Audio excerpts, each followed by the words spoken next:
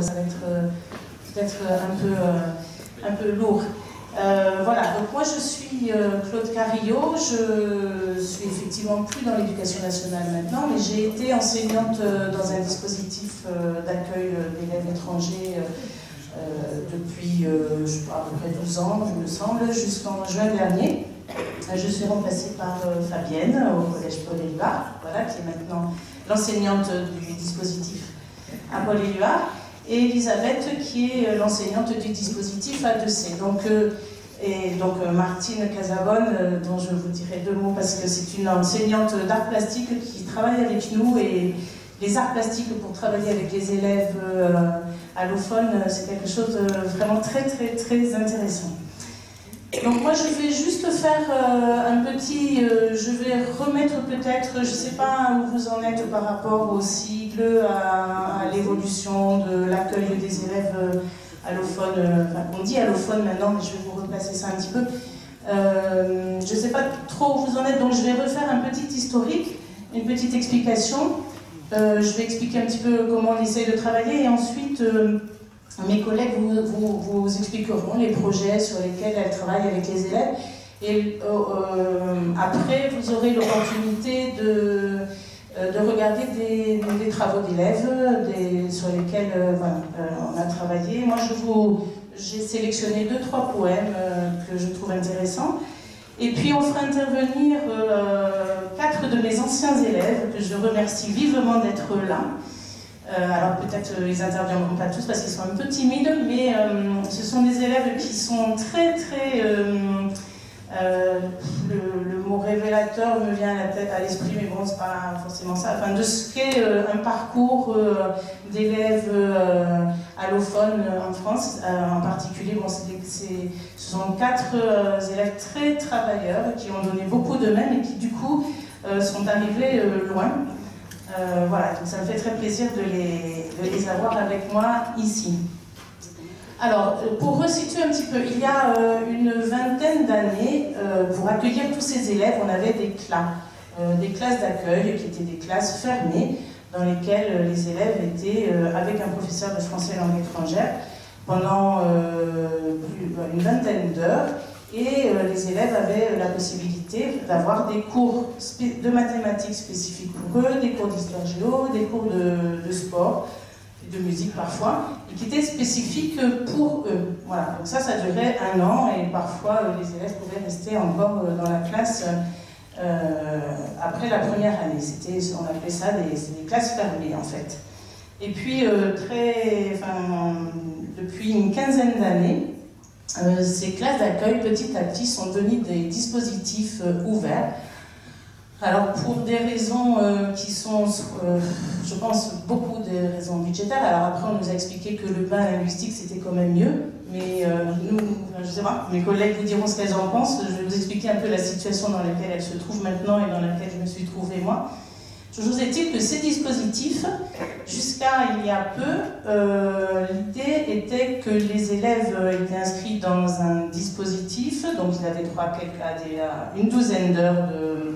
Alors, avec moi, ils avaient droit à plus parce que j'avais un statut particulier, parce qu'en fait, je suis professeur des écoles, et donc j'avais plus d'heures à faire, donc mes élèves étaient chanceux, ils avaient plus d'heures avec moi. Mais avec les collègues du second degré, c'était 12 heures. Et puis, en dehors de ces 12 heures, ils étaient intégrés ou pas dans les disciplines pour petit à petit, enfin, ils étaient intégrés au fur et à mesure de leur avancée, de leur progrès en français, dans les disciplines pour petit à petit intégrer les classes. Mais la majorité de leur temps se passait dans le dispositif. Et puis, depuis 3 ans à peu près, les directives ministérielles, alors là, ont complètement changé. L'idée, c'est que l'élève est inscrit directement en classe qu'on appelle ordinaire, c'est-à-dire qu'on le met, on est censé, je dis on est censé parce qu'on ne fait pas forcément ce qu'on nous demande, parce que sinon on n'est pas en accord avec soi-même. On est censé mettre les élèves dans les classes et les sortir de temps en temps de ces classes pour qu'ils viennent faire un petit peu de français avec nous. Il faut savoir que, alors, à un moment donné, Pierre parlait de comparer les langues européennes. Effectivement, on pouvait en lisant un texte italien, comprendre relativement facilement ce qu'il voulait dire.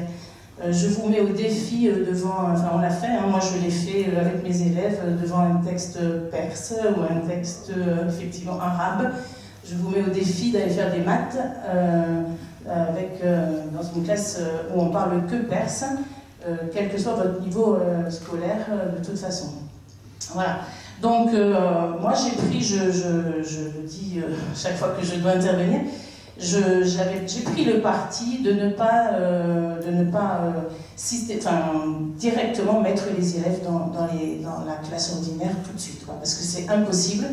Alors je vais vous parler un peu des parcours des élèves, mais ce sont déjà des élèves qui arrivent avec souvent des parcours très compliqués. Certains arrivent avec des mois de voyage derrière eux, ayant laissé famille, parents, grands-parents, frères et sœurs, et on leur demande du jour au lendemain de se mettre dans une classe sans parler, sans lire la langue du tout. Et voilà, nous ça ne nous va pas trop. Enfin, moi ça n'allait pas.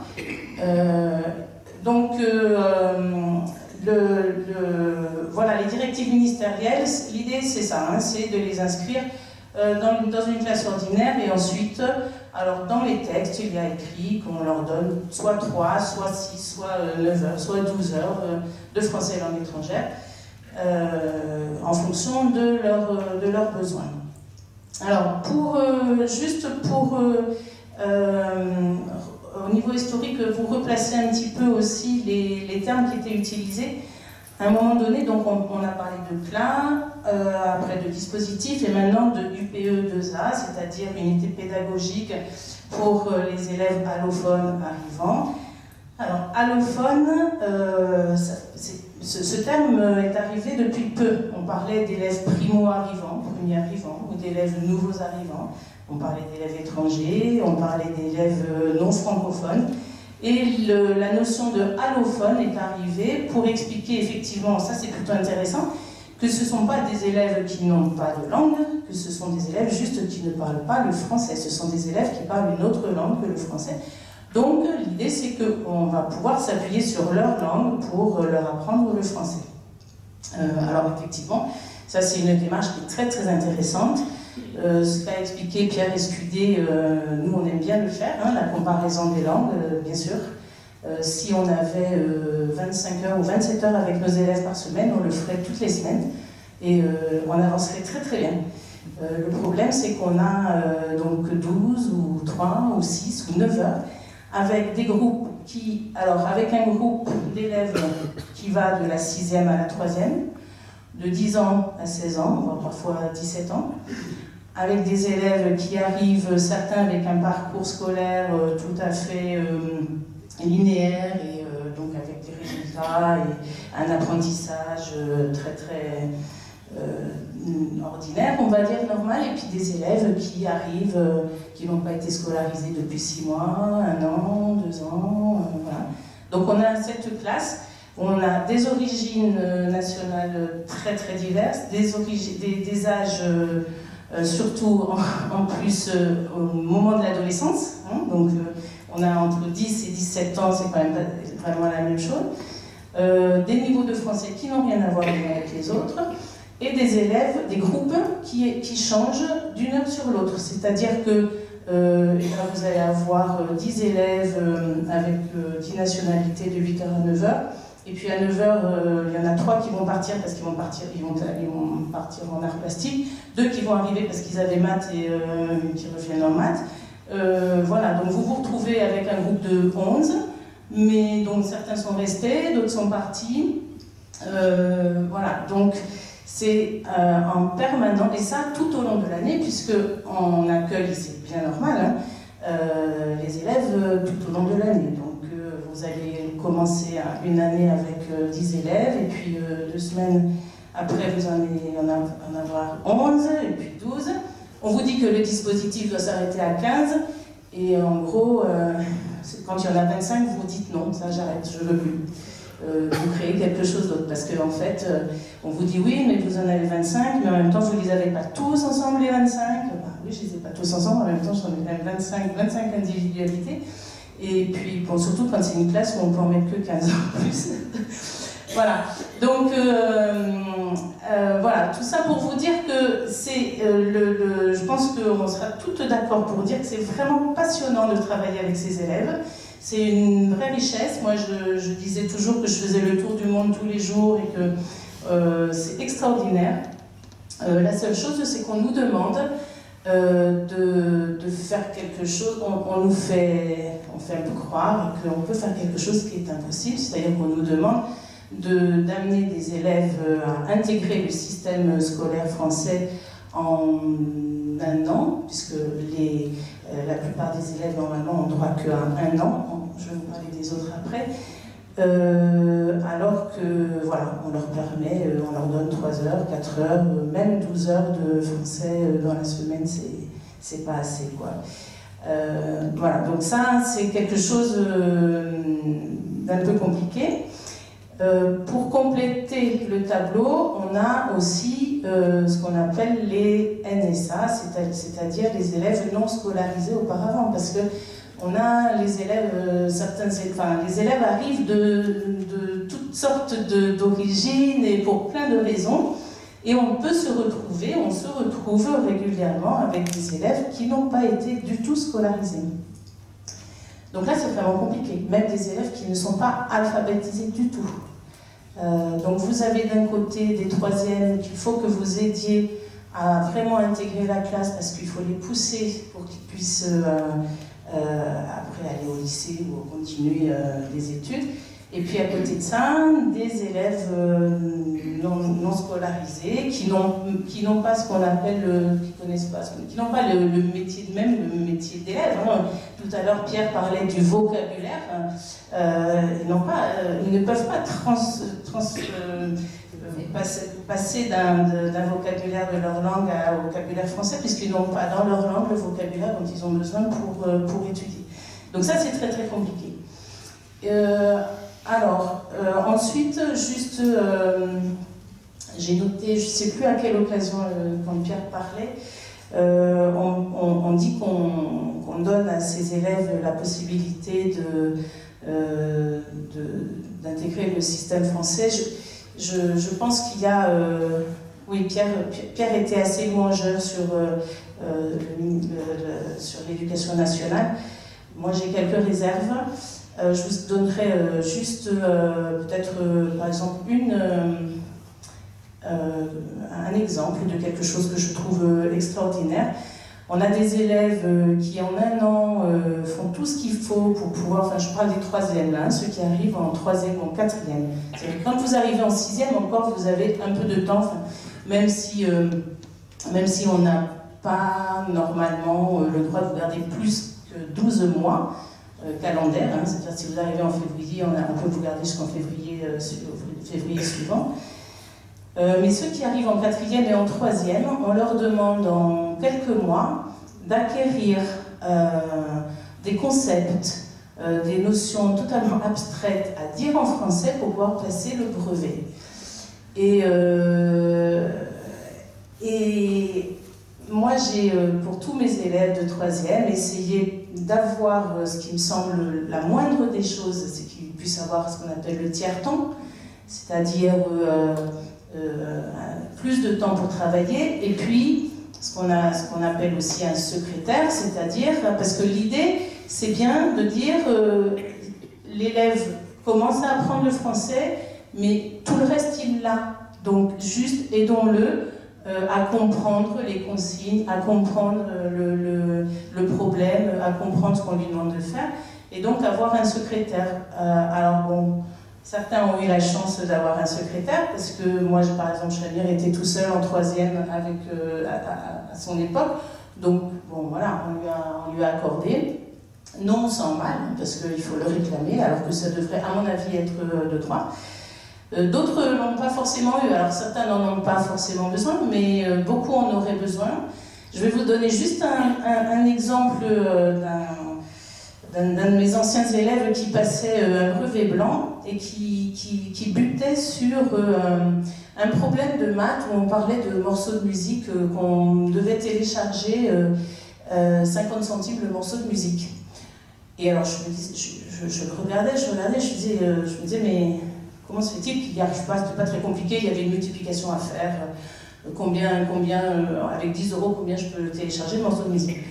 Et donc à un moment donné, je vais le voir et il me dit, oui, mais ce que je comprends, c'est si on découpe le morceau là, combien je fais pour voilà, juste un morceau de musique, c'était comme un morceau de gâteau.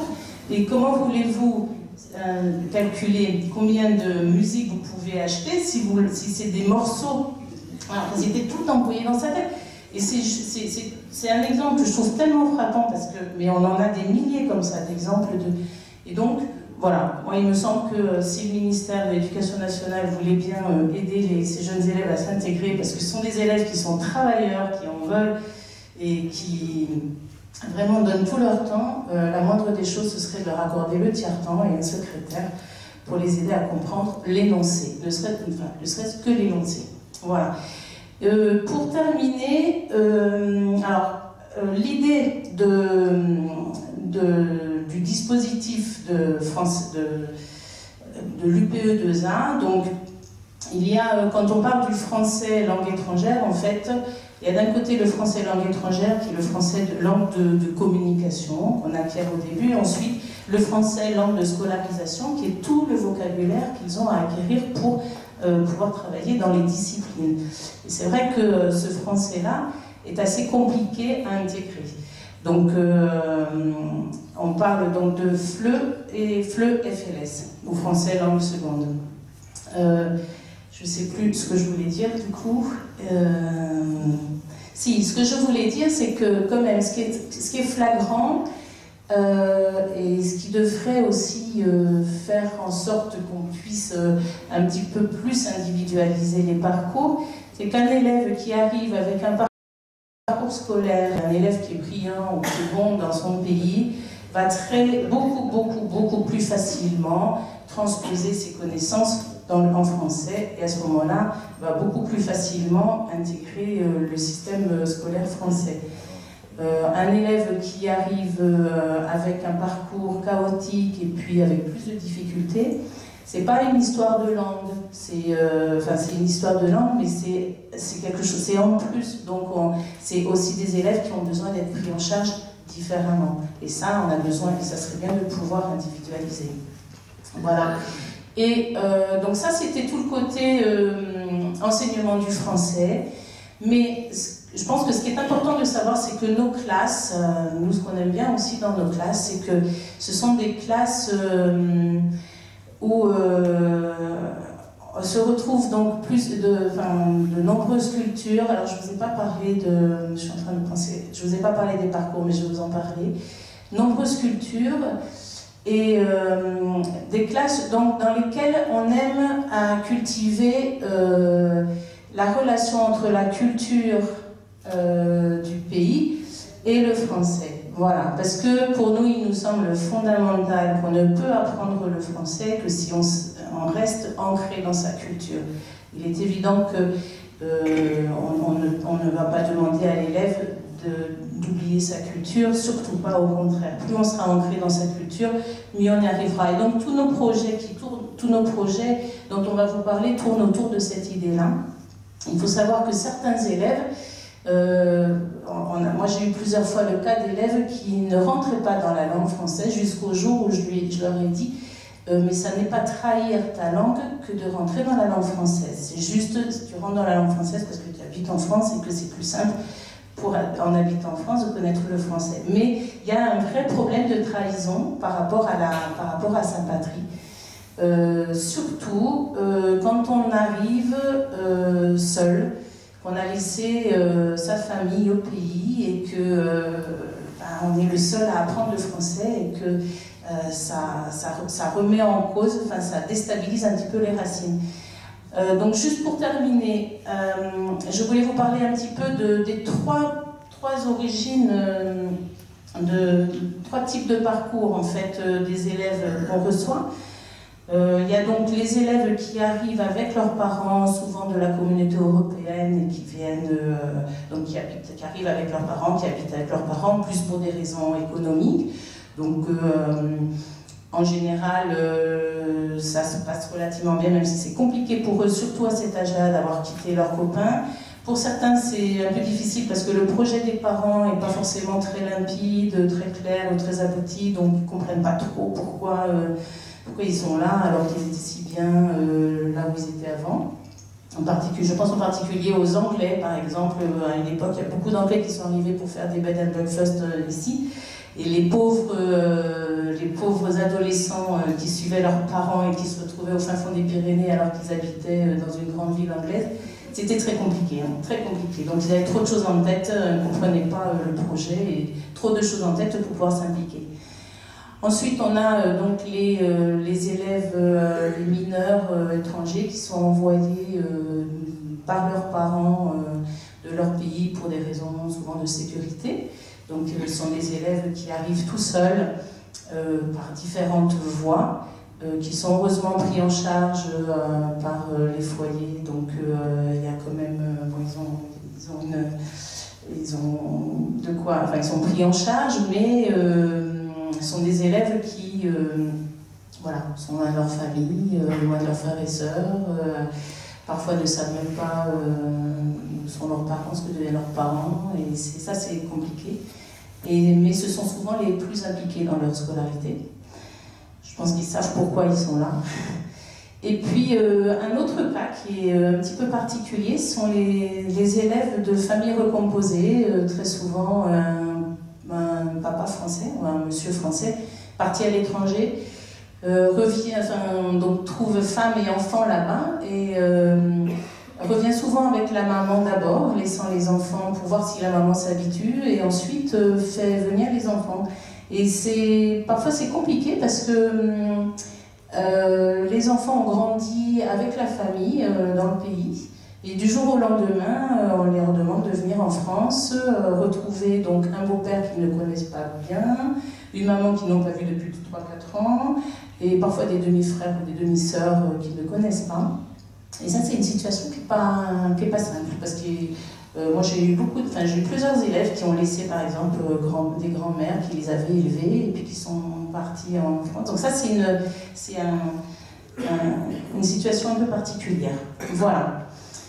Alors, je vais laisser la parole à mes collègues qui sont en charge actuellement des deux dispositifs. Elles vont vous expliquer un petit peu les nationalités de leurs élèves, peut-être les spécificités des parcours, et puis les projets sur lesquels elles ont travaillé pour essayer d'aider leurs élèves à intégrer le français tout en restant ancrés dans leur culture. Voilà. Et à la fin, je vous lirai 2-3 poèmes qui vous montreront le cœur de ces élèves. Donc, bonsoir. Donc moi, je suis enseignante sur le collège de C à Tarbes. Je suis enseignante de français et de français langue étrangère. Alors, je vais rebondir sur 2 points. Donc sur mes conditions, on va dire, d'enseignement. Ma double étiquette fait qu'on me demande d'être d'un côté professeur de français, de l'autre professeur donc, de FLE. Donc je me retrouve avec 12 heures d'enseignement de français langue étrangère pour les élèves allophones et 6 heures de français pour des classes ordinaires. Sur ces 12 heures de français langue étrangère, c'est sûr qu'en fait ça déborde sur ma semaine et sur mon temps plein parce que je ne vais pas mettre à la porte mes élèves qui viennent d'arriver et leur dire non là tu vois là je suis professeur de français avec ma 6e ordinaire donc je te prends pas et on se reverra après. Donc voilà, c'est ça qui n'est pas forcément évident. Surtout que si on tient compte des directives ministérielles, donc les instructions, ça ferait de moi une machine. Ça, je pense que c'est ce qu'on ressent tous, nous, enseignants, avec ces élèves-là. Parce qu'on se retrouverait vraiment dans une structure qui n'est pas tenable. Voilà, dans la réalité, concrètement, on ne peut pas faire ce qui correspond à ce qui est écrit dans les textes. Sinon, ça serait plus humain pour nous, ni pour les élèves, en fait.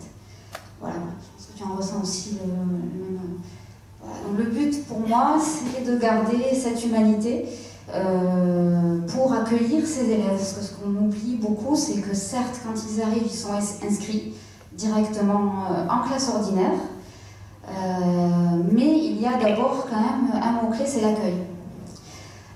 Donc comme Claude, j'ai pris aussi l'initiative de ne pas les envoyer le plus possible dans les classes ordinaires, de garder vraiment le minimum d'heures et de faire avec le temps que j'ai pour les prendre avec moi, sachant que quand on arrive à 15, c'est censé être le seuil, mais je vois mes collègues, on est maintenant à 18, 19, après c'est plus gérable, donc on fait beaucoup de bricolage. Alors, une anecdote, si on reste sur les textes, je me suis retrouvée confrontée par exemple à des accueils d'enfants où c'est l'administration qui m'annonce qu'un élève arrive et qu'il a été envoyé dans sa classe ordinaire sans passer par moi. Donc sans avoir eu droit à un temps d'accueil, de bienvenue, le moment où on peut dire bonjour et se présenter, ce qui est quand même déjà important. En début d'année, là, j'ai eu une élève qui est arrivée, ça faisait une semaine qu'elle était là et je ne le savais pas. Ce que j'ai trouvé assez affolant qu'on ne vienne pas prévenir quand même l'enseignante concernée qui s'occupe du dispositif et qu'on ne me permette pas d'organiser moi l'accueil pour cet enfant et sa famille, parce qu'il y a ça aussi. Elle s'est retrouvée inscrite, la seule chose qui a compté à ce moment-là, c'est qu'elle soit rattachée à sa classe ordinaire, qu'elle soit inscrite avec les bons papiers, que les parents soient venus pour signer l'inscription au collège comme ça, c'était bon, et surtout qu'on lui ait remis son tas de manuels. Qu'est-ce qu'on voulait qu'elle fasse d'une pile de 8 manuels dans une langue qu'elle ne comprend pas? Et on est allé l'amener, un surveillant l'a amené dans sa classe le matin. Voilà, bonjour, tu es dans cette classe, assis-toi. Voilà. Ça pose aussi un problème par rapport un problème de respect par rapport à l'autre enseignant. Parce que les autres enseignants sont pleins de bonne volonté, mais c'est très compliqué d'accueillir des élèves comme ça du jour au lendemain sans être prévenus. Des élèves qui ne maîtrisent pas le français, voire ne parlent pas du tout. Voilà. C'est vrai que je me suis retrouvée dans une situation compliquée, à récupérer cet enfant-là au bout d'une semaine qui avait été déjà complètement moralement détruite, qui déjà arrivait quand même dans un état de traumatisme. Tous ces enfants qui arrivent ont quand même un traumatisme qu'ils portent en eux, ne serait-ce que le déracinement, la langue qui n'est pas la leur parcours personnel qui est souvent très chaotique, leur histoire familiale. Donc tout ça, quand ils arrivent là, dans ce contexte-là, ça n'est pas pris en compte. Donc les enseignants, collègues qui sont pourtant très bienveillants envers moi sont venus, mais c'est quoi cet élève? T'as une élève FLE, pourquoi tu la prends pas? Pourquoi on l'a? Voilà. Donc ça a créé des dysfonctionnements quand même embêtants. À partir de là, j'ai évidemment pas hurlé, mais hurlé, mais avec diplomatie, pour dire que désormais, quand un enfant arrive, la priorité c'est que je puisse l'accueillir dans de bonnes conditions avec sa famille, donc voir ses parents aussi, avant de les envoyer en classe ordinaire. Alors finalement, ce que je fais, c'est que j'organise un emploi du temps moi-même, c'est ce que tu fais aussi, et toi aussi. Donc on organise l'emploi du temps pour l'enfant au mieux, en faisant le choix de le prendre le plus possible avec nous.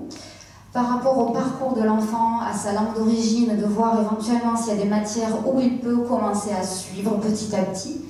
Alors là aussi, c'est vraiment au cas par cas, en fait, ça ne correspond absolument pas au texte. Et ensuite, avec les enseignants qui reçoivent les enfants dans les classes, on voit aussi dans quel cas c'est possible de prévoir une intégration en douceur dans les classes. Évidemment, je me retrouve parfois avec des choix par défaut, parce que je ne peux malheureusement pas prendre tous les élèves tout le temps et qu'avec mes 12 petites heures dédiées à cet enseignement-là, et quand même ma classe ordinaire aussi à faire suivre, qui est aussi là, je me retrouve des fois avec des enfants qui soit vont quand même dans certains cours, mais en dialoguant beaucoup avec les collègues pour qu'ils fassent preuve de bienveillance. Au début, parfois, je leur dis même, c'est vraiment un bonjour, bienvenue, un sourire et simplement quelques mots, et c'est déjà énorme pour ces enfants qui arrivent vraiment face à un monde étranger. Voilà. Donc ça, c'était la première chose. La deuxième chose sur laquelle je voulais rebondir, c'était sur le parcours de ces enfants que tu as donné. Il y a aussi un autre cas qu'on a, ce sont les enfants qui arrivent par le biais du CADA, qui sont donc dans des situations très complexes, et où là aussi on a vraiment ce temps d'accueil qui est tout aussi important. Avant de parler d'aller dans une classe ordinaire, il y a déjà tout un travail à faire aussi avec eux, parce qu'ils sont déjà dans un traumatisme important. Et ça demande pour eux beaucoup de soutien et de présence, de bienveillance, d'humanité, et puis petit à petit, tout doucement, les faire rentrer dans la langue française avant de parler de cours ordinaires que suivent les autres. Alors un exemple de 2 élèves qui sont arrivés, il se trouve que comme je suis professeur de français aussi, je me retrouve avec des classes ordinaires, et généralement, bon là ça fait un moment, je prends des 6e, ce qui me permet, quand j'ai des enfants FLE allophones qui arrivent en 6e, de les prendre avec moi aussi dans la classe de français. C'est à la fois une bonne chose et en même temps pas évident à gérer, parce que je me retrouve par exemple avec une classe de 36e, donc 4 élèves allophones. Ce qui me donne l'impression parfois d'une grande schizophrénie, d'être pendant le même cours, à la fois professeur de français, en même temps professeur de français langue étrangère. Donc je ne l'ai pas très bien vécu la première année. Et puis j'ai pris le parti de faire des méthodes FLE et d'utiliser aussi parfois les mêmes approches avec ma classe de 6e ordinaire. Et ça va beaucoup mieux depuis, pour mieux le vivre. Et finalement, ces enfants français en grande difficulté, pour qui justement on met en place de la remédiation, dont on parlait tout à l'heure, ben en fait pour moi ce sont des méthodes FLE. Et qui fonctionnent très bien avec les élèves allophones que j'ai, donc ils progressent ensemble et avec parfois les mêmes méthodes, les mêmes supports pour les enfants qui sont vraiment aussi en grande difficulté. Là je parle de mon enfant français. Et dans cette classe de 6e, par exemple, j'avais accueilli une petite ukrainienne et une petite portugaise qui sont arrivées là courant septembre dans cette classe de 6e. Au départ, ils ont ouvert des yeux vraiment grands, ronds comme des buis quand ils les ont entendus parler dans leur langue. Et puis finalement, ils ont compris qu'on pouvait en faire une grande richesse. Et on s'est mis à parler plein de langues dans la classe, parce qu'évidemment, si on demande aux classes est-ce que vous parlez tous que français, en fait, on pourrait demander l'inverse, qui ne parle que français. Et en fait, on parle toutes les langues, il y a beaucoup de cours de français où finalement, là aussi, on compare. Et où, par moment, l'enfant peut parler sa langue familiale, peut parler la langue de son grand-père et se retrouve à répondre à l'enfant allophone. Et voilà, donc ça crée des liens.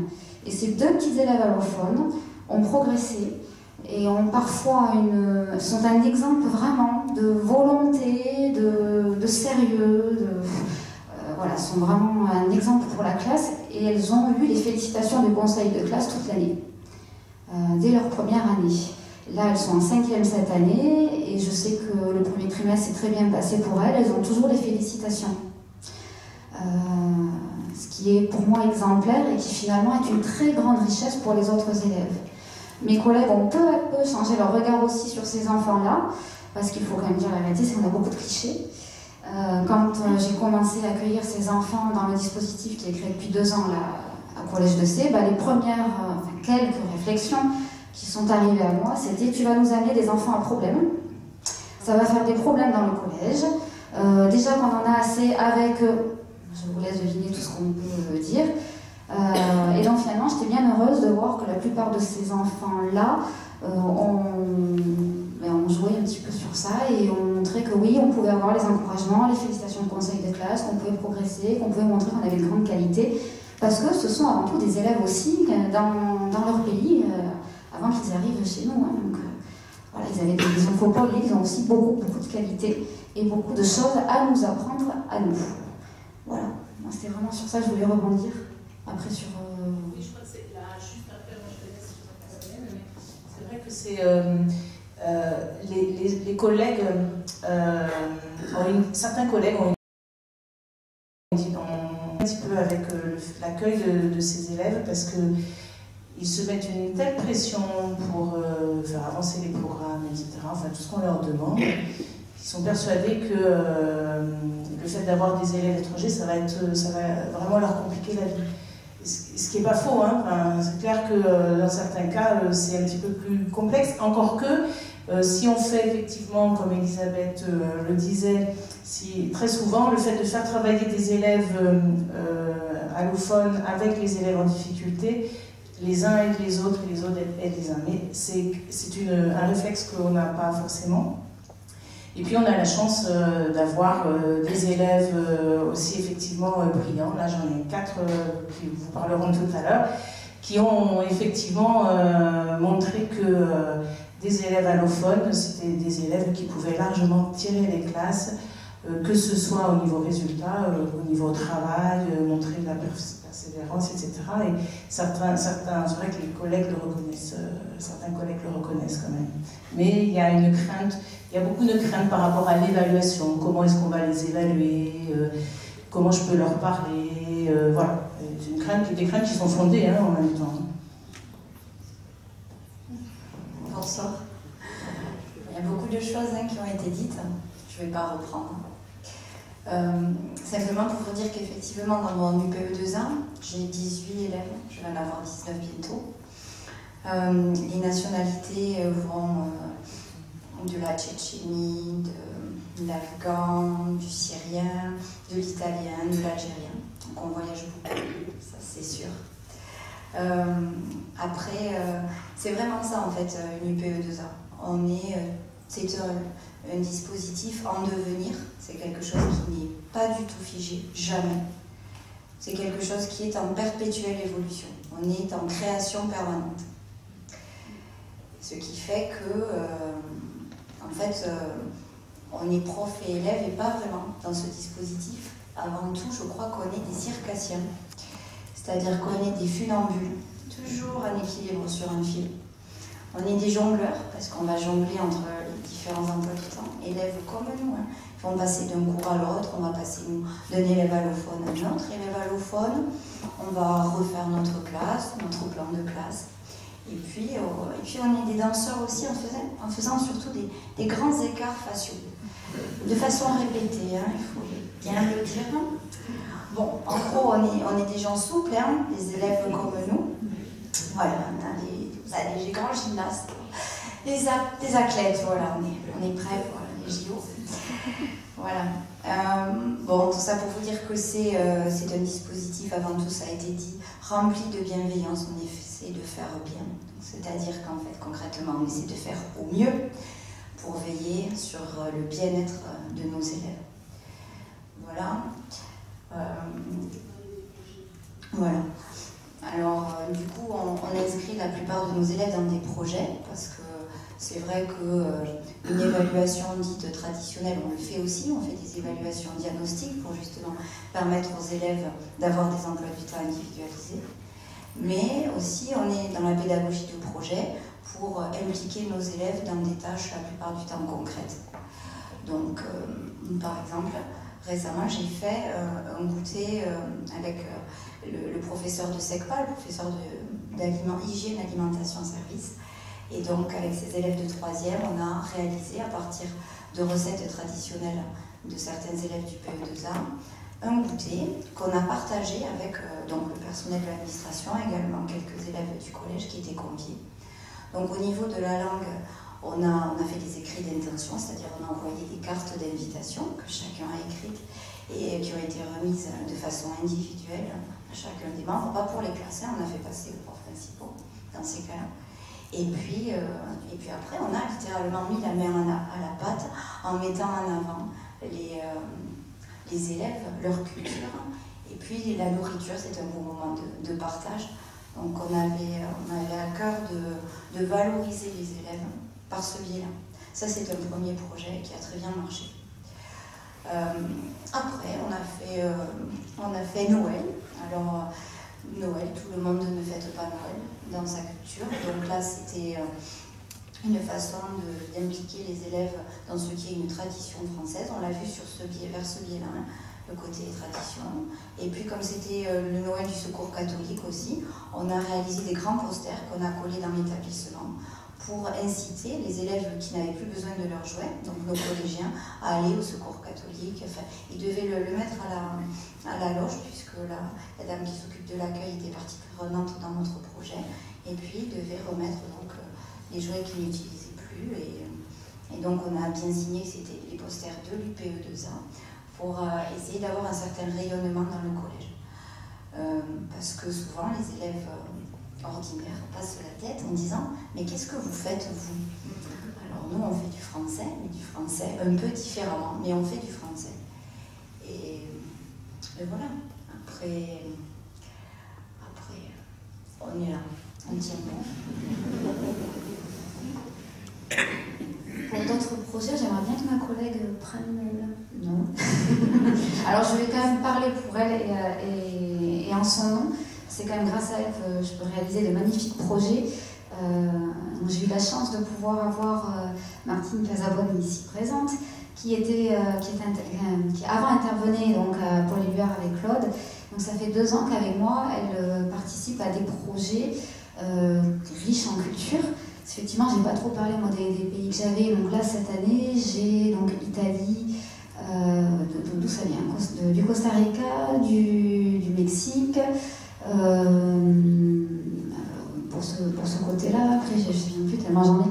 Du Portugal, de l'Italie, l'Ukraine, la Tchétchénie, l'Albanie, la Roumanie. Je sais plus. Je finis par plus trop savoir en fait. À la fin de la journée, c'est vrai qu'on a l'impression d'avoir la tête qui est remplie de toutes les langues. Ce qui est aussi fabuleux, hein, comme ça c'est personnel. Mais j'ai finalement l'impression de me balader effectivement d'un pays à l'autre, d'une langue à une autre, d'une sonorité à une autre. Parce que ça aussi c'est vraiment fabuleux. Alors différents projets, on parlait de nourriture. On a réalisé un cahier de livres de recettes du monde. Donc là c'est une petite Ukrainienne justement qui a réalisé la couverture, qui dessine vraiment avec beaucoup de talent. Ils ont chacun d'ailleurs souvent un grand talent. Souvent il y en a certains qui... alors j'ai un danseur, vraiment un très grand danseur, j'ai une chanteuse lyrique, chanteuse d'opéra, une petite athlète qui était vraiment une gymnaste, danseuse avant d'arriver.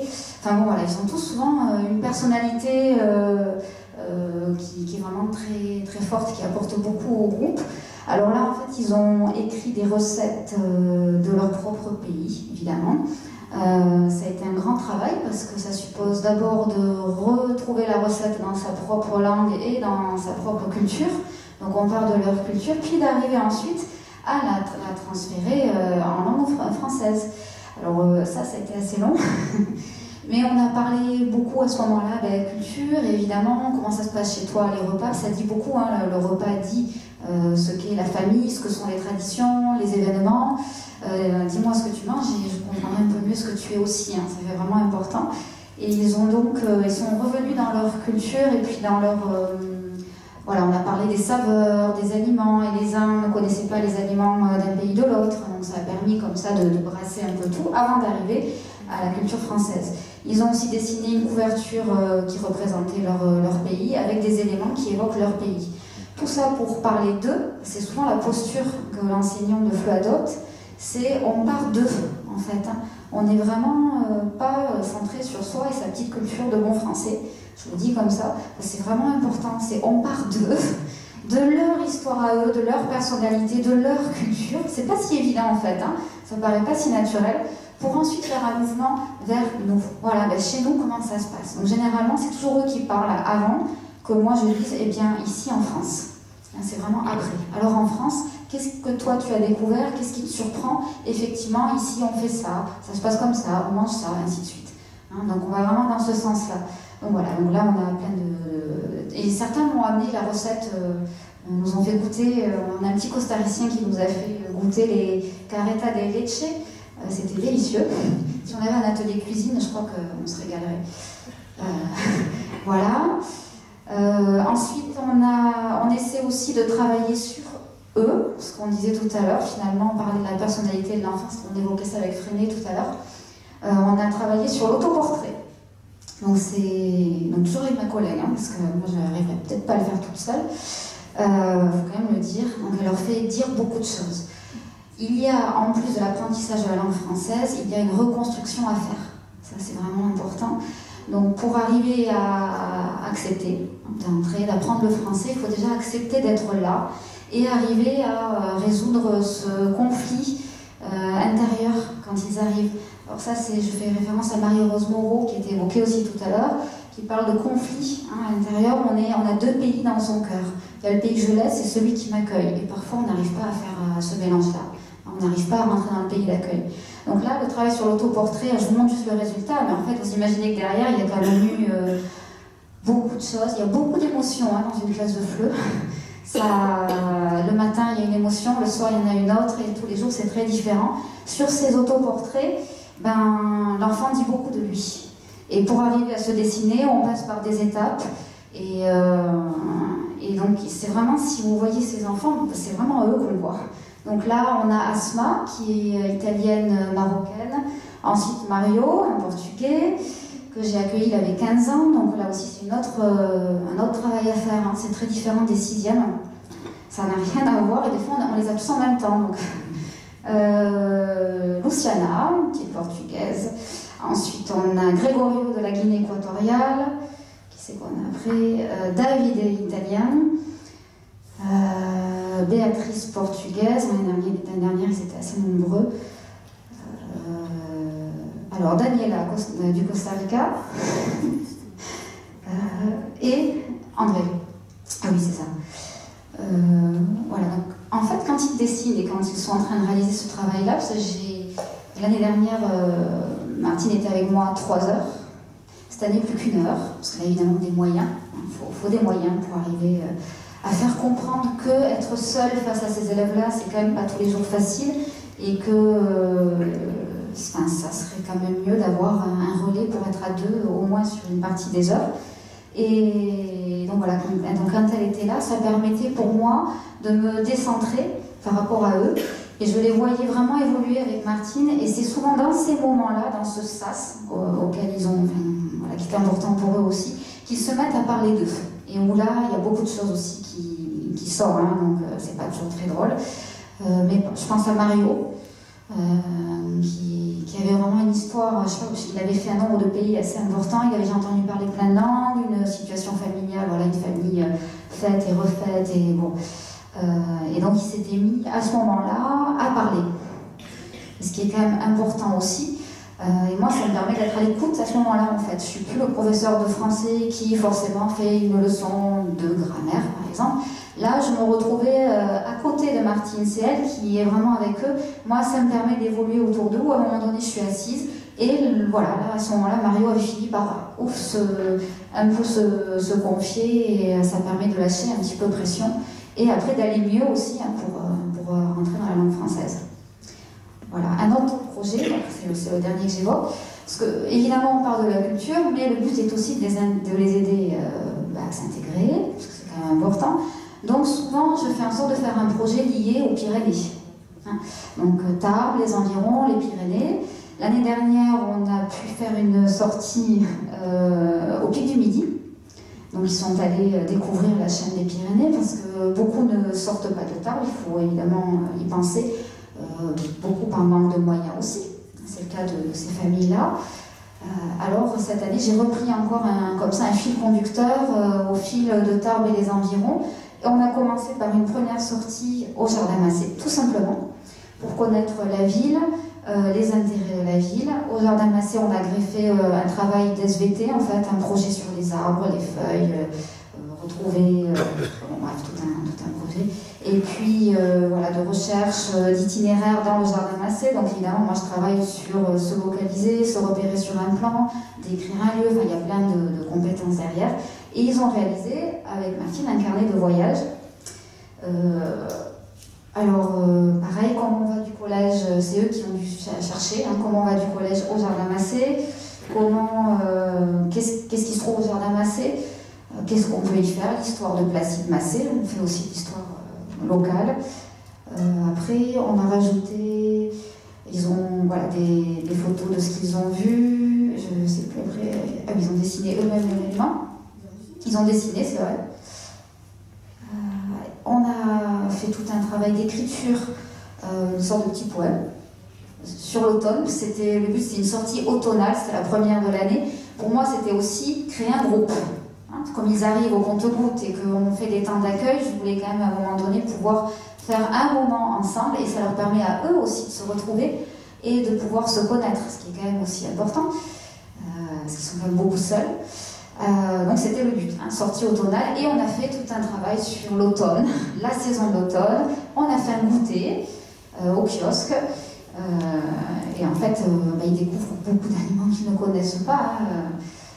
Voilà. C'est souvent ce qu'on fait. Alors après, on va continuer avec... là, en ce moment, on va se lancer dans réaliser une visite guidée de Tarbes. Donc c'est eux qui vont être guides. À tour de rôle, ils vont présenter une des curiosités de la ville aux autres. Et ça se terminera aussi par une sortie en montagne, je ne sais pas encore laquelle, mais je tiens vraiment, bonne bigourdane que je suis, donc j'en ris beaucoup avec eux, à leur montrer ce que sont les Pyrénées, notre magnifique région, pour qu'ils y trouvent aussi la chaleur pour y vivre. Voilà, pour les projets. Tu penses à autre chose? Juste, moi je voudrais rajouter 2 choses avant de faire un petit témoignage de nos élèves. Juste l'histoire de... Je pense que s'il y a un enseignant qu'on pourrait un peu dédier à ses élèves, c'est bien l'enseignant d'art plastique, parce que c'est très très impressionnant de voir ce qu'à travers le dessin, les élèves arrivent à exprimer et à lâcher. Donc c'est vrai que nous on a initié ça, on a pu l'initier il y a quelques années et vraiment c'était fantastique. Quand vous n'avez pas la parole mais que vous avez les couleurs, vous voyez petit à petit que ça, il y a des choses qui sortent et effectivement il y a énormément ça aide beaucoup. J'avais un petit Tchétchène qui était là depuis un moment et qui a été en 6e, mais que j'ai vu, qui est arrivé avec moi après. Quand je l'ai eu, il était en Ayatollah, 5e en fait, oui 5e. Et nous avons accueilli une costaricienne qui avait 15 ans et vraiment grande. Ils se sont retrouvés, donc il l'a amenée vers le planisphère pour qu'elle inscrive son nom et qu'elle dise où elle était. Donc je me souviens les avoir vus tous les deux de dos en fait, et je les ai fait faire, ils l'ont fait tranquillement ensemble. Donc elle a posé son nom au niveau du Costa Rica et Ayatollah lui était de l'autre côté et donc c'était l'un des premiers mots qu'elle disait en français. Donc comment tu t'appelles? Quand Ayatollah lui répond je m'appelle Ayatollah, elle lui dit tu viens d'où? C'est les premières questions qu'on venait de faire. Donc il lui montre la Tchétchénie, donc elle le regarde, elle ne sait pas. Alors je le vois lever le doigt et mettre le doigt sur la Tchétchénie et lui il répond et toi? Du Costa Rica? Je ne connais pas. Elle lui met le doigt et je les vois tous les deux de dos en train de mettre le doigt, de se regarder comme ça et de voir qu'ils étaient là, ici, à Tarbes, en France, et se sont regardés, ils se sont fait bonjour. Et je me souviens, c'était à la fin de l'heure, voilà, ils étaient là tous les deux. Et ça, pour moi, c'était un moment émouvant. C'était les premiers mots français avec un camarade de la petite costaricienne que j'avais accueillie la veille et qui rencontrait les autres FLE pour la première fois. Donc c'est vrai, voilà, il y a des moments comme ça qui sont quand même beaux à voir et ils se font progresser entre eux, puisque j'ai parfois vraiment un qui est là depuis un moment, qui va aller apprendre le b.a.-ba d'alphabet à un qui vient d'arriver pour me relayer pendant que je suis avec d'autres, parce qu'il y a ça aussi même. Et ils travaillent beaucoup comme ça, voilà, un 3e qui fait des maths à un 6e, voilà. Ça c'est quand même des beaux moments aussi. Voilà.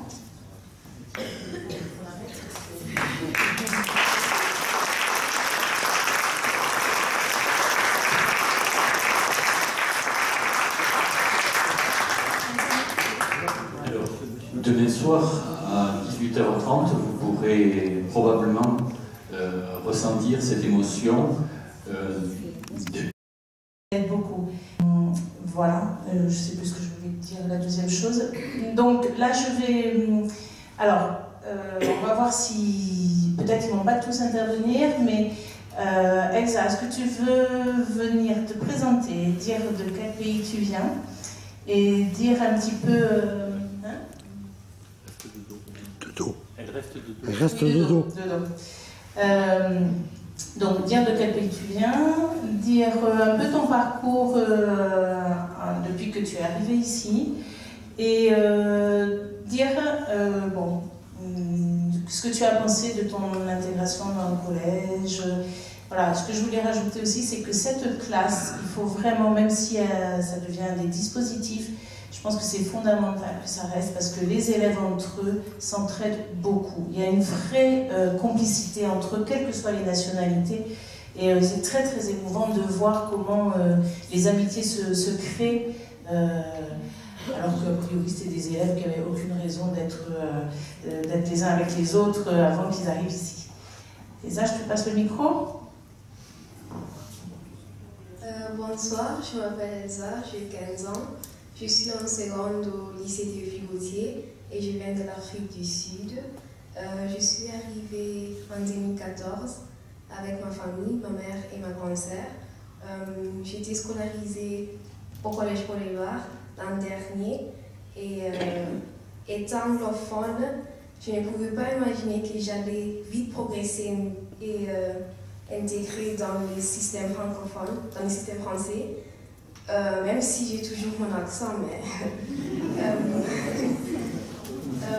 c'est grâce au FLE que je suis arrivée sur ces points et j'en profite pour dire grand merci à Madame Cario qui nous a accompagnés durant toute l'année scolaire et merci pour votre patience et son amour. La patience, on n'avait pas besoin. Elsa et Stella ont été des élèves particulièrement appréciés par mes autres collègues, je dois vous le dire. Moi, j'ai été ravie de les avoir. Je n'ai pas du tout eu besoin de patience avec elles. Par contre, je les ai beaucoup aimées, ça c'est clair, je les aime encore beaucoup. Bonsoir, je m'appelle Stella, j'ai 15 ans. Je suis au second général au lycée Théophile Gautier. Je viens d'Albanie. Et le début, c'était un peu difficile aux classes de fleurs pour parler français. Mais après, on a beaucoup progressé. Et maintenant, je suis là. Je parle très bien français. Et merci beaucoup pour votre travail. Grâce à vous, on est arrivé jusqu'à là. Et, toutes les deux, elles ont des grands projets. Vous voulez bien dire les projets que vous avez comme de... Et bien, plus tard, je vais continuer les études pour médecin. J'espère que je vais y arriver. Tu vas y arriver, ça c'est bien. Et moi, je vais être une avocate.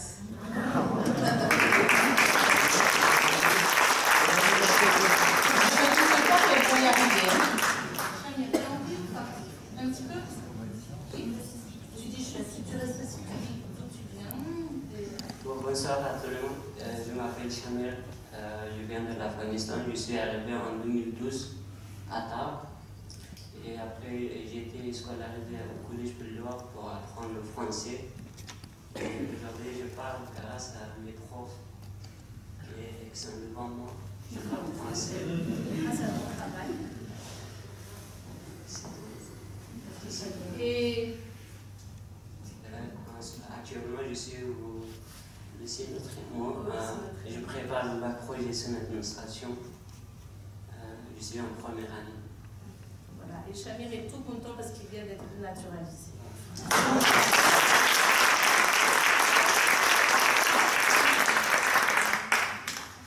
Bonsoir à tous, je m'appelle Raoul. Je suis très content d'être là ce soir pour avoir des profs qui ont passé avec moi il y a 2 ans. Je viens de Bangladesh, ça fait 3 ans que je suis en France. Quand je suis arrivé en France, je ne parlais même pas français. J'étais protégé par l'ASU. Du coup, j'ai entré au collège. J'ai eu une très bonne ambiance avec Madame Cario et les élèves français. Du coup, grâce à Madame Cario, on a passé une très belle année. On a travaillé sur certaines choses très intéressantes. Du coup, après FLU, j'ai été en 3e normale. J'ai passé un brevet et j'ai eu mon brevet et je suis très content de ça. Et là aujourd'hui, je suis en CAP de Charpente et je vais essayer d'avoir mon CAP. Et pour Madame Cario, je vous dis, elle était une professeure vraiment parfaitement parfaite. Je vous adorais. J'ai bien aimé ces cours, voilà.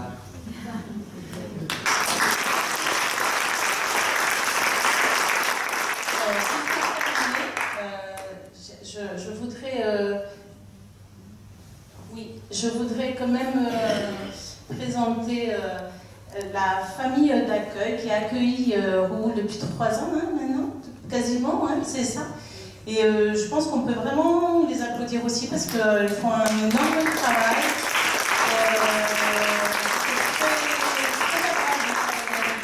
Comme avec les éducateurs d'ailleurs du foyer hein, en général, mais je pense que quand les jeunes mineurs isolés arrivent comme ça en famille d'accueil, ils sont pris en charge, ça fait vraiment chaud au cœur parce que bon, ils sont un peu moins tout seuls.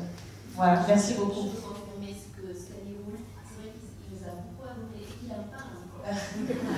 Moi, c'est réciproque. Voilà. Je voudrais aussi présenter un professeur de français qui travaille dans l'ombre mais avec qui je travaille aussi. Donc c'est Daniela Marinèche qui est là-haut, qui est très discrète, mais qui fait énormément aussi de soutien et de travail avec les enfants que j'accueille. Donc elle est enseignante de français au CADA, au Centre d'accueil des demandeurs d'asile. Je fais un relais avec elle quand j'accueille moi-même ces enfants-là au sein du dispositif. Et on n'en parle pas, mais c'est un rôle d'enseignant qui est le même que moi. Et bon, je ne vais pas entrer dans les détails, mais les conditions aussi et les moyens dont elle dispose pour faire son métier sont loin d'être faciles. Donc je tenais quand même aussi à citer sa présence parce qu'elle est là aussi et elle fait vraiment un gros travail de soutien, d'accueil et d'apprentissage de la langue française aussi avec ses enfants. Voilà.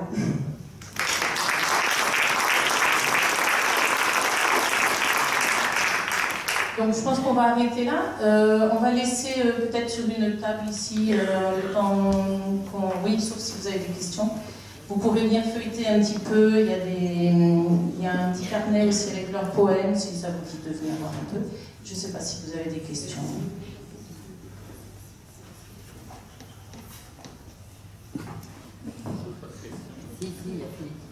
Moi, c'est pas une question, c'est un témoignage, puisque j'ai travaillé avec l'une des enseignantes présentes, et je suis en rapport avec une autre dans une autre situation.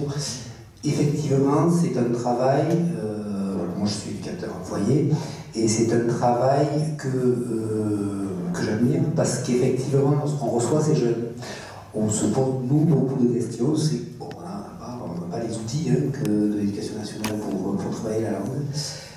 Et effectivement, on voit ces jeunes qui progressent au fur et à mesure.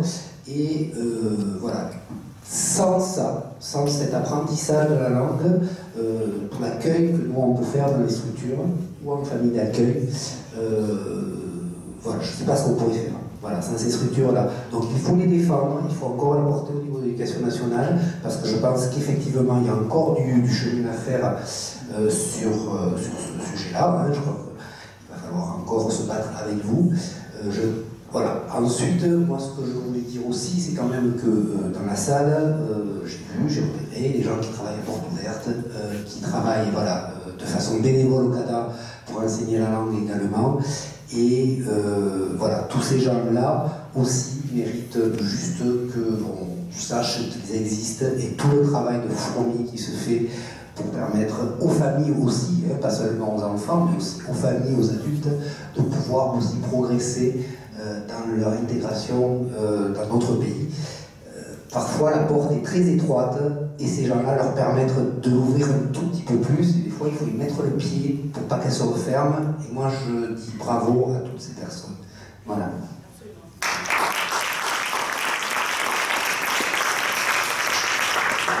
En fait, Tu peux parler ?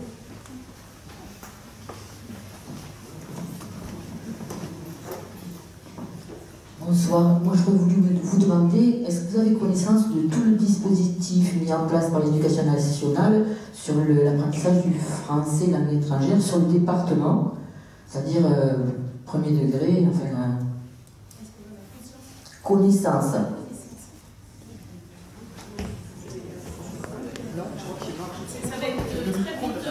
Ils ont marché après.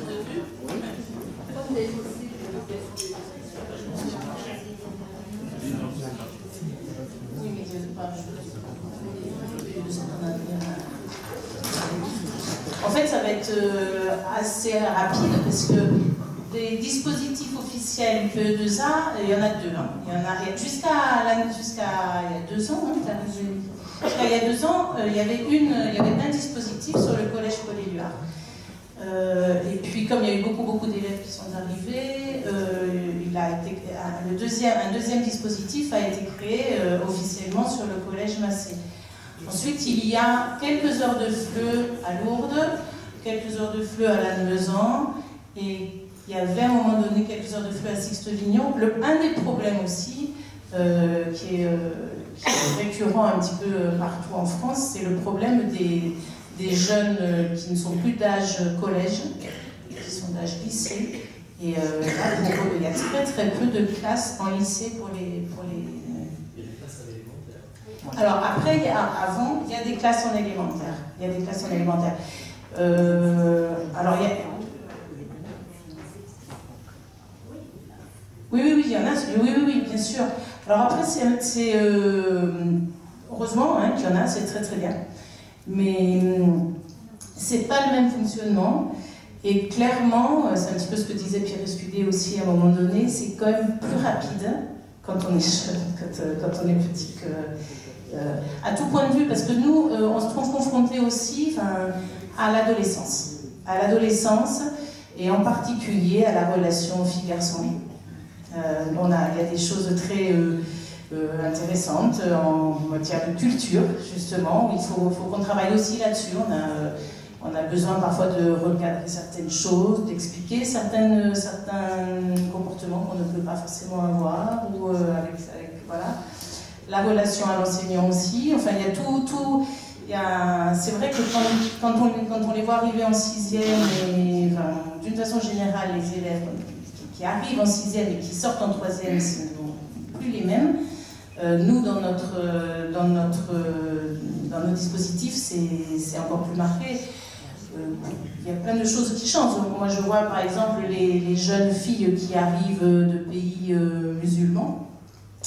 On en a vu qui sont arrivés, enfin moi j'en ai vu qui sont arrivés avec le voile, qui l'ont enlevé en arrivant au collège, et puis qui en 3e étaient les plus j'allais dire pimpante ou émancipés, on va dire, du collège, oui c'est ça. D'autres, juste pour une anecdote par exemple, moi je vais vous raconter quelque chose, parce que c'est vrai qu'on n'y pense pas forcément, mais là, tout ce qui est de la relation culturelle, un jour j'ai un de mes élèves très gentil, un garçon très gentil, qui arrive et qui me dit qu'il s'est pris le gifle d'une fille. Alors j'essaye de comprendre, et à un moment donné il me dit oui mais c'est celle du mardi. Donc je lui dis celle du mardi. Il me dit oui celle du mardi, elle aime pas quand je suis avec celle du mercredi, et quand je suis avec celle du jeudi non plus. Donc je vais expliquer un petit peu comment ça fonctionnait ici. Voilà. Du coup après j'ai fait un cours. Pardon ? On fait de tout. Et puis, par exemple, aussi un autre élève, un jour, lui, s'était pris une gifle aussi d'une fille, parce qu'un gentil petit copain français lui avait dit « dis-lui qu'elle est bonne ». Donc, il avait dit à cette fille qu'il aimait bien et qu'elle était bonne. Voilà. Donc, il s'est pris une gifle aussi. Donc, j'ai fait du vocabulaire. Donc il y a tout ça qui rentre en ligne de compte aussi. Hein, voilà. Bon, mais si on rit bien, on s'amuse bien hein, quand même.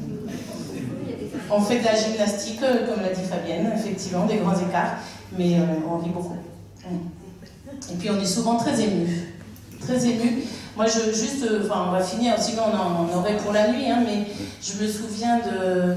c'est quand... je crois que c'est quand Chamir, c'est quand Saïd est arrivé, je crois. Non, ou je sais plus, un des deux là.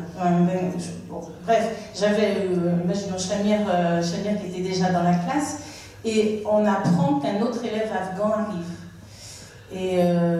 Mais non, c'était pour Roul, un autre élève du Bangladesh arrive. Et j'ai un petit portugais qui va voir Roul et qui lui dit « Oui, t'as un copain qui arrive !» Il était tout fou parce que Roul, qui était du Bangladesh et seul du Bangladesh, aller avoir un compatriote. Mais moi, j'étais... ça m'a émue, mais c'était extraordinaire, extraordinaire. Ce petit Portugais qui rentre à toutes les vacances chez lui, tout ça, qui a plein de copains portugais, il était tout à fait ému de savoir que Raoul allait avoir un compatriote. C'était très intéressant. Alors, je termine sur une anecdote pour dire justement la richesse quand même qu'est ce dispositif, parce que c'est quand même aussi ça. Dans ma salle de classe, il y a donc un grand planisphère, donc quand ils arrivent, ils inscrivent aussi leur nom et ils mettent le papier de là où ils viennent, parce que les uns et les autres ne savent pas où est parfois le pays de l'autre. Donc j'avais un petit Tchétchène qui était là depuis un moment et qui a été en 6e, mais que j'ai vu, qui est arrivé avec moi après. Quand je l'ai eu, il était en Ayatollah, 5e en fait, oui 5e. Et nous avons accueilli une costaricienne qui avait 15 ans et vraiment grande. Ils se sont retrouvés, donc il l'a amenée vers le planisphère pour qu'elle inscrive son nom et qu'elle dise où elle était. Donc je me souviens les avoir vus tous les deux de dos, en fait, et je les ai fait faire, ils l'ont fait tranquillement ensemble. Donc elle a posé son nom au niveau du Costa Rica, et Ayatollah lui était de l'autre côté, et donc c'était l'un des premiers mots qu'elle disait en français, donc comment tu t'appelles, donc Ayatollah lui répond, je m'appelle Ayatollah, elle lui dit tu viens d'où, c'est les premières questions qu'on venait de faire. Donc il lui montre la Tchétchénie, donc elle le regarde, elle ne sait pas, alors je le vois lever le doigt et mettre le doigt sur la Tchétchénie, et lui il répond et toi, du Costa Rica, je ne connais pas, elle lui met le doigt, et je les vois tous les deux de dos en train de mettre le doigt, de se regarder comme ça, et de voir qu'ils étaient là, ici, à table, en France, et se sont regardés, ils se sont fait bonjour. Et je me souviens, c'était à la fin de l'heure, voilà, ils étaient là tous les deux, et ça, pour moi c'était un moment émouvant, c'était les premiers mots français avec un camarade de la petite costaricienne que j'avais accueillie la veille, et qui rencontrait les autres fleux pour la première fois. Donc c'est vrai qu'il y a des moments comme ça qui sont quand même beaux à voir, et ils se font progresser entre eux, puisque j'ai parfois vraiment un qui est là depuis un moment, qui va aller apprendre le b.a.-ba de l'alphabet à un qui vient d'arriver pour me relayer pendant que je suis avec d'autres, parce qu'il y a ça aussi quand même.